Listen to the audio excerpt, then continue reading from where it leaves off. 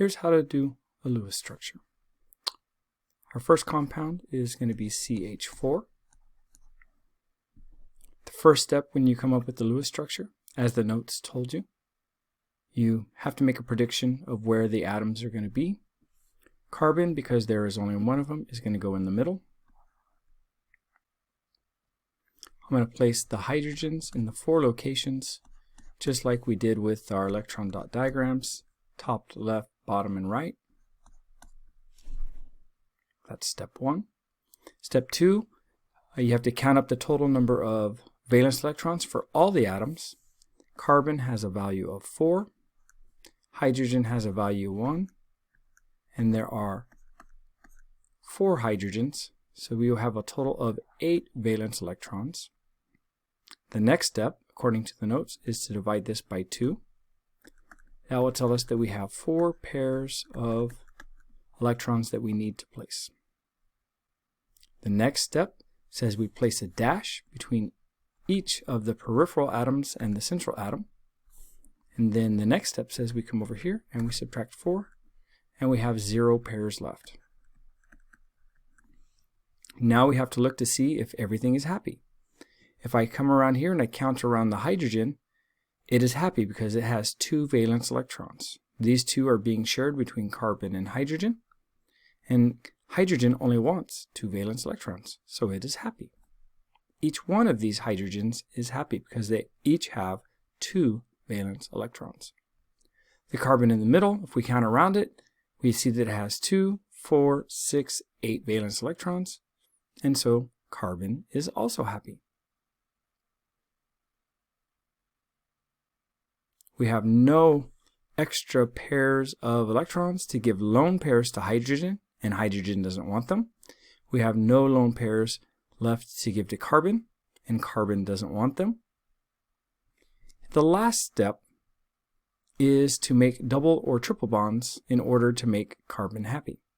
But carbon is happy, so we do not need any double or triple bonds.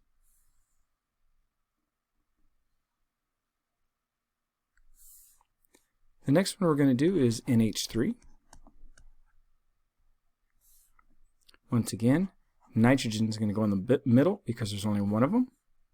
I'm going to put a hydrogen over here, a hydrogen over here, and a hydrogen over here. We could have put a hydrogen up here at the top and left the right side blank, or put a hydrogen at the top and leave the bottom blank.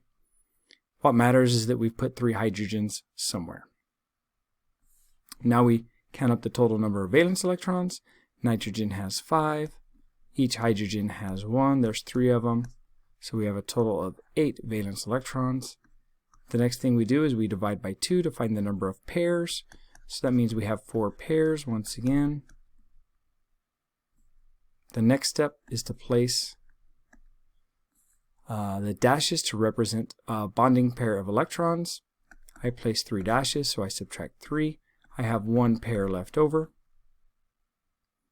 I count around the hydrogens to see if they need any more lone pairs in order to be happy, but each of these hydrogens is already happy because hydrogen only wants 2 valence electrons. So that means the lone pair then, by the next step, goes to the nitrogen.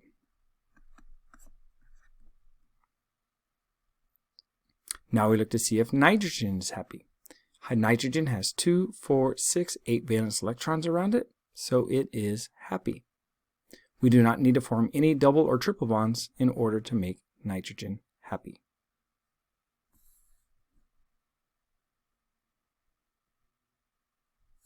The last one we're going to see here is silicon dioxide, SiO2. I'm going to put a silicon right here as a guess. I'm going to put an oxygen over here and an oxygen over here.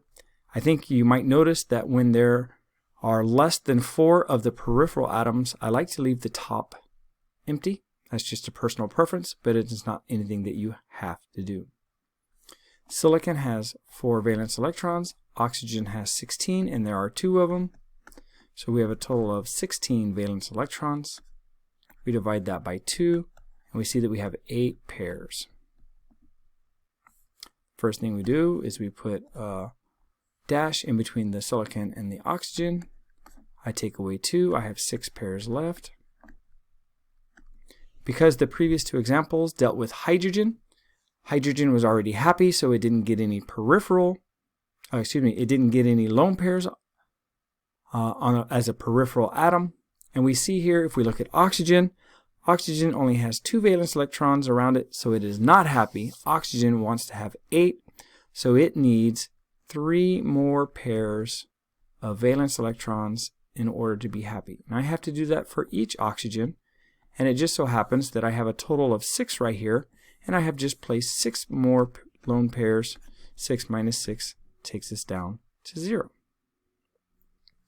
I have no lone pairs to give to silicon. If I look at silicon, silicon is not happy. It only has 2 4 valence electrons. I have no lone pairs to give it, and I don't have enough valence electrons around it. That brings us to step number 7. Step number 7 says we have to form double or triple bonds as necessary in order to make it happy.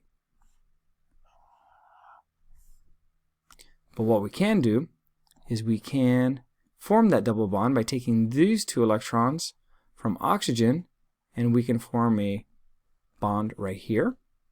We can take these 2, we can move them over here and form a bond right there, and then we have a double bond and a double bond between each oxygen and silicon. Now when we do that, these electrons are no longer here, because we moved them and we put them in a shared bond right here with silicon and each oxygen.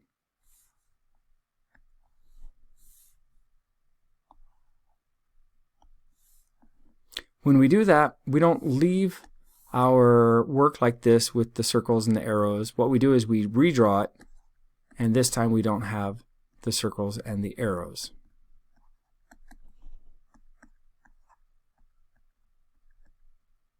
And that would be the Lewis structure for silicon dioxide. I hope you found this beneficial, and I sure hope you get your homework done.